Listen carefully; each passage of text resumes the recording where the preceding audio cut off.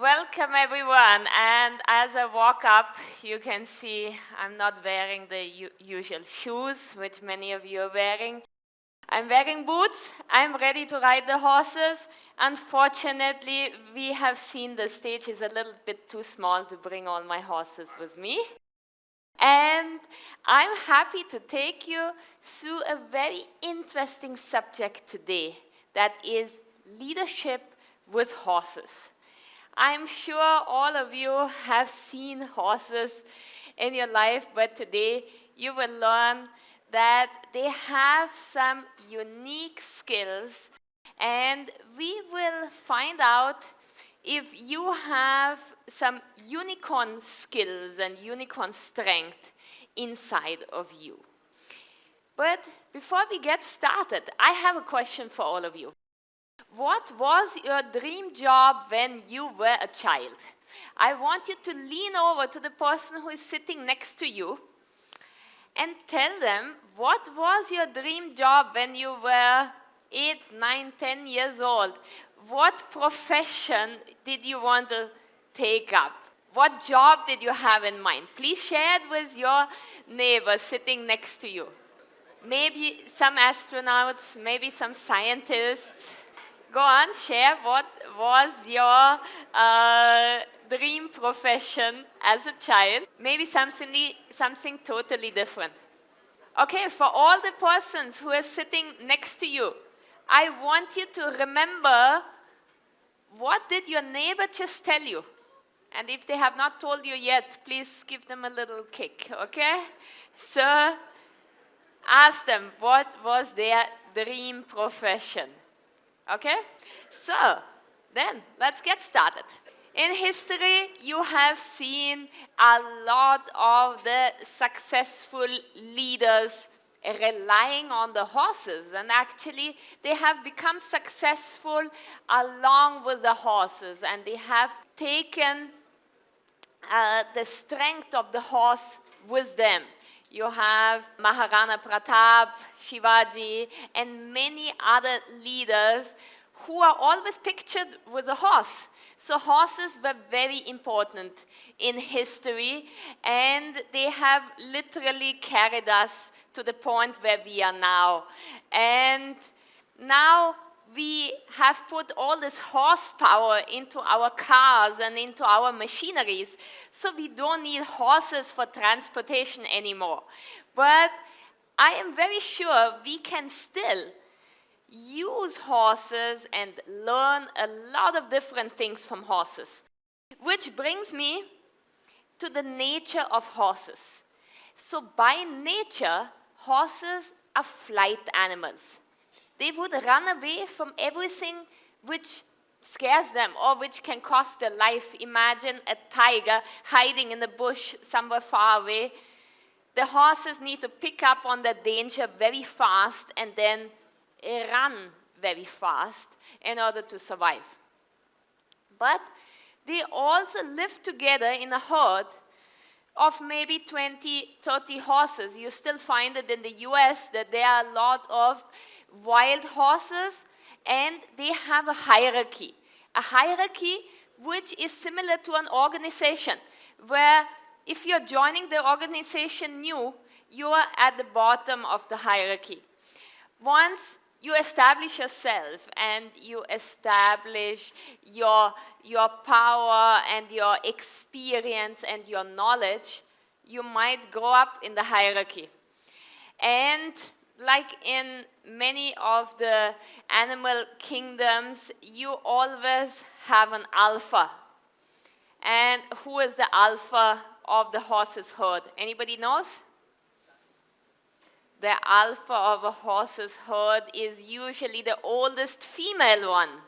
Okay, so to all the ladies over here, usually the horse's leaders within them is a female horse, which is called a mare. And you can see that they have a lot of power.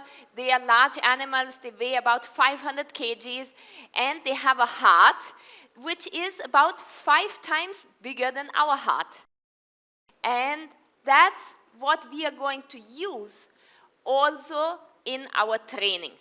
So we are working since several years on leadership training with horses, which means we are inviting managers, leaders, directors of large companies to join us for a few days with the horses.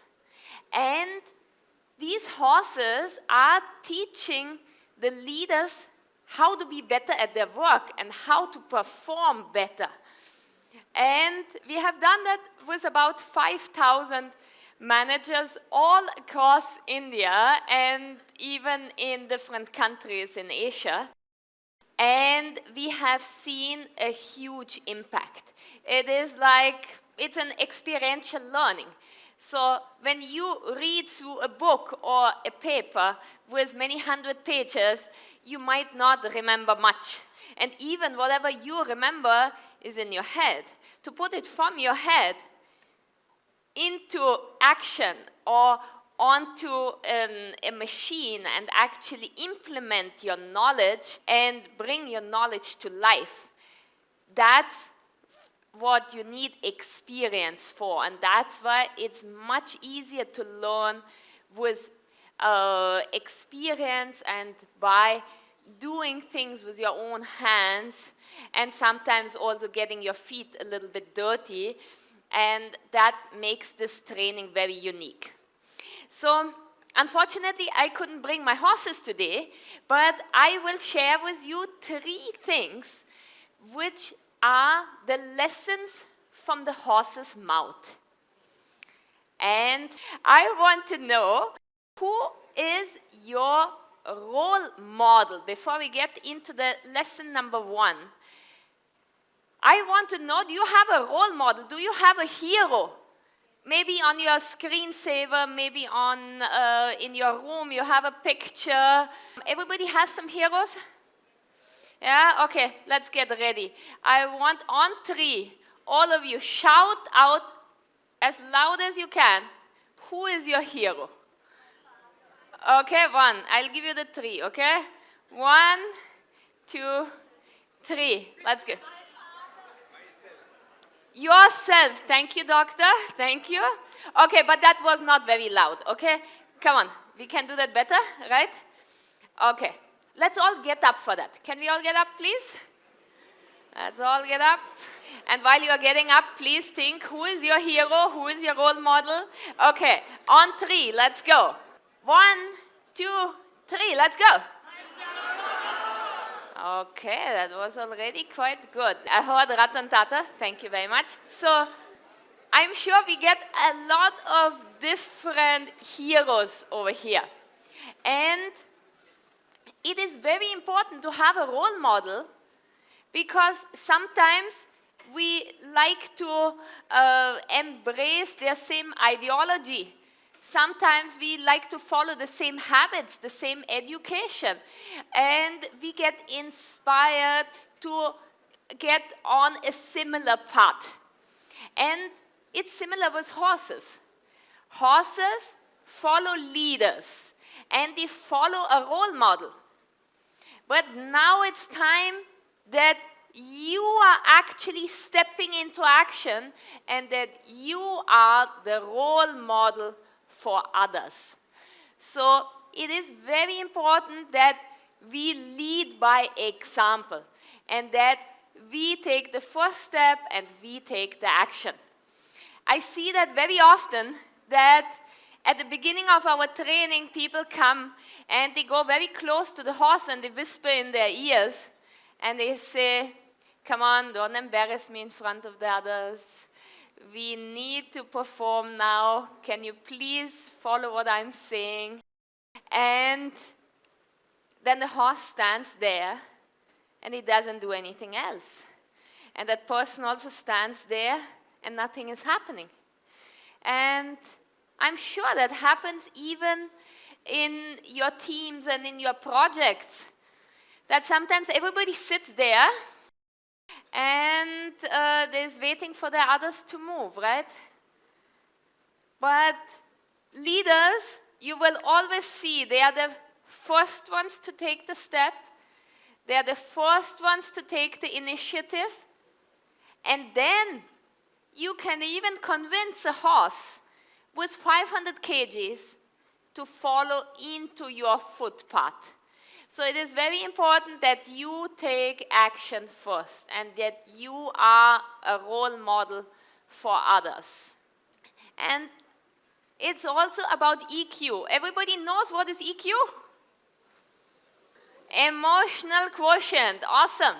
So, emotional quotient talks about, or emotional intelligence is all about your emotions and connecting with your emotions to others, and not artificial intelligence. I have written it over there because nowadays everything works with AI, right? You just go on your phone, even on your WhatsApp, it's all AI.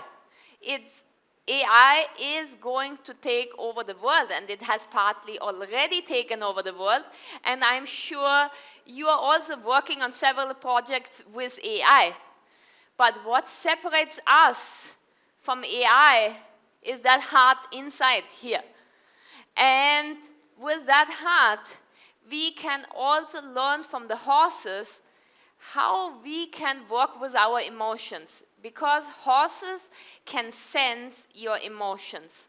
Horses can realize your heartbeat. They can feel your breathing. They can actually sense your happiness or your emotions on your facial expressions. So the more we focus on understanding our own emotions and then the emotions of the people around us, we can bring it together to a really strong team. So focus on building up your emotional intelligence, and you will see that this can create something amazing. I'm sure maybe all of you can think back just a few weeks or a few months ago. Who is that one person who you like the most? Who you like the most in the last few weeks or last few months? Keep it in your own mind, okay? You can share it, but you don't have to share it, okay? Maybe a friend, maybe a family member who makes you feel really good. And there's a saying that we might forget somebody's name, but we never forget how somebody made us feel. And this talks about connecting with emotions, connecting as human beings, connecting with each other on a human level is going to be really important and focused on the heart. And our last learning which I have brought for you today is about strength. This one horse here has just 1 horsepower, right? So it's not that much. But when you stand next to it, it has 500 kgs. And they also have their individual talents. You might find a horse which is a really good race horse. It runs really fast. And now imagine the whole room. If we ask all of you to run, and all of you to break the next world record in running, maybe there are 2-3 people in this whole room who can maybe have a good ability to run. And even though I'm sure most of you can run, but very few of us have the innate talent to be professional runners, because you need your body built for that as well. So we need to look at our individual strength. So there are race horses. There are horses which are good at jumping. There are horses which are good at dance moves. And there are horses which are really good at raising their foals, at raising their child. So even good mothers or good fathers, it's going to be an important skill. So in order to be good at something, it's important that we focus on what we can do best and on our talent and on our strength. And that brings me to my last question. What is your passion? What is your passion? What is your unique talent? Can you lean over to your neighbor, please, to the person sitting next to you, to whom you told before what was your childhood dream? Tell them, what's your unique skill? What's your unique skill, or maybe something you want to invent, or something which you think you are really, really good at? Lean over to your friend, to the neighbor, and tell them, what are you really good at? And I can almost hear some ideas. Maybe you now lean back and think, we have discussed in the first question, what was your childhood dream? And I've asked you now, what is your unique talent? And for some of you, both of these things might really connect. And you have sometimes a way, some passion, and something inside of you which builds your unicorn strength. And maybe it has nothing to do with the education you are receiving now. But I am very sure that exactly your education and the path where you are standing now is going to help you to find your passion and your talent and bring this out in the world. So I hope you will all become unicorn leaders, and thank you very much for your patience.